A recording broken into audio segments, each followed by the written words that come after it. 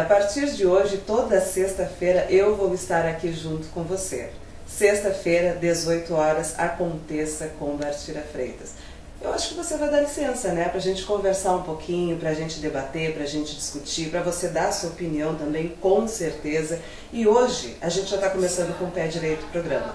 Estamos com a delegada Lisiane Mata Redona, lá da Delegacia da Mulher, aqui de Pelotas, que vai nos falar sobre a violência contra a mulher, que infelizmente é um assunto que deve ser ainda muito discutido. Depois desse papo legal que a gente teve lá com a delegada Lisiane, a gente foi lá conversar com o Dr.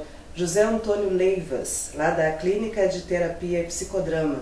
O Dr. Antônio falou sobre o assunto ligado também à violência, só que fomos um pouquinho mais longe. Nós já conversamos sobre os filhos. Como ficam os filhos dessas mulheres agredidas? Como fica a estrutura da casa e tal? Então é um assunto também muito interessante que eu acho que vale a pena você ficar aí para assistir essa entrevista legal. E para finalizar, claro, toda mulher tem que saber se defender. E foi lá no mestre Valdir da Rosa que a gente foi lá visitar ele, a gente conversou sobre a defesa pessoal. Toques, pequenos toques, mas que provavelmente vai fazer parte do nosso programa. Agora toda sexta-feira também a gente vai encontrar o mestre Valdir por aqui, para ensinar principalmente defesa pessoal, que não só nós mulheres, como todo mundo, deve ter pelo menos um pouco de noção. A gente sabe, infelizmente, o mundo que a gente vive, então vamos dar uma atenção especial lá para o Valdir da Rosa. Então, para começar, a gente corre lá na Delegacia da Mulher com a doutora Lisiane Mata Redona. Eu tenho certeza que por aí você já vai ter mais ou menos uma ideia de o que vai rolar aqui no Aconteça com Bartira Freitas. Fica ligado. Nós viemos aqui conversar com a delegada Lisiane Mata Redona, delegada da Delegacia da Mulher aqui de Pelotas, que está realizando um trabalho árduo, forte, atuante ao lado das nossas mulheres, defendendo, né, essa coisa da agressão que tem acontecido muito e aumentado muito. A gente está vendo, inclusive, a gente assiste todo dia na televisão, né, principalmente os crimes passionais. E aqui na nossa cidade, bom dia, delegado, aqui na nossa cidade, como está o nosso quadro diante dessa situação? Aqui na nossa cidade nós temos registrado média de 500 ocorrências por mês, né, envolvendo vítimas mulheres, né? Isso é a média de trabalho da Delegacia da Mulher. É claro que nem todos esses casos envolvem situações passionais, né? Envolvem situações de violência doméstica e familiar, né? São situações, 80%, a maioria dos casos, 80% envolve, mas o restante envolve outros crimes que também, né, tem como vítima mulheres, né, que são praticados por pessoas que não é um companheiro, que não é o irmão, que não é alguém próximo daquela mulher, né, mas é um número bem elevado, né, um número alto. A cada ano nós percebemos que há um aumento desses números, né, eu sou delegada aqui da delegacia desde julho do ano passado, né, e acompanho um crescimento muito grande. Esse crescimento a gente observa, por um lado, claro, negativo, ainda se mantém a violência, ainda mulheres, né, em pleno século XXI, era da modernidade, ainda estão sendo vítimas de violência, né, ainda há esse ranço do machismo, né, dessa sociedade patriarcal. Mas, por outro lado, a gente observa que a mulher ela tem se sentido mais encorajada e confiado mais na Lei Maria da Penha e confiado na própria polícia, de maneira a delatar o agressor. Então, são dois pontos que devem ser observados nessa situação, né? E a senhora acredita que esse aumento de violência se dá a quê? A droga, a bebida? Como funciona isso? A droga e a bebida são desinibidores da violência.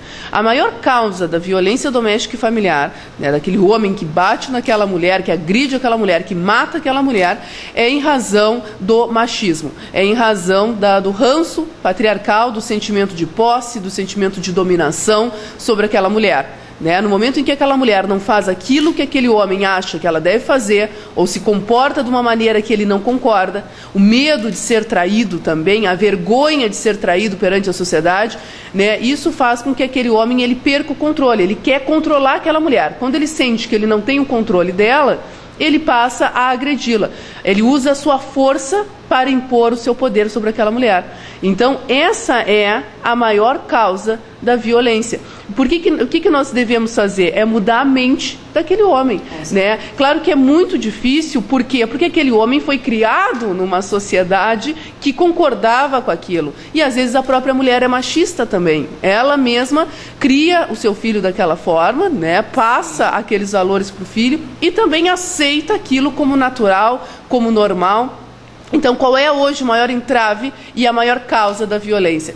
É esses moldes de sociedade, né, o molde de sociedade patriarcal, que é muito difícil nós rompermos de uma hora para outra. Né? Claro que hoje a gente, não quer uma sociedade em que a mulher domine o homem, não é isso, mas uma sociedade igualitária, né, de paz, de mútua colaboração entre as partes.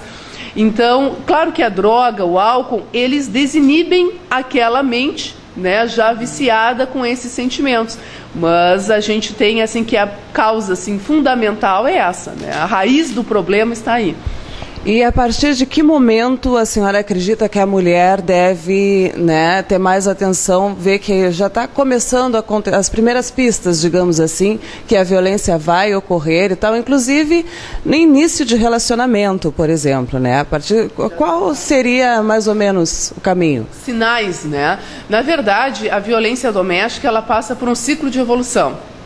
Né? E a Lei Maria da Penha protege a mulher desde esse ciclo. O homem não vai chegar e vai matar uma mulher do nada, o homem não vai chegar e vai lesionar uma mulher. Ele já apresenta um comportamento anterior, né, que já demonstra o seu pensamento, o seu modo de pensar e o seu modo de agir, que ele agirá futuramente.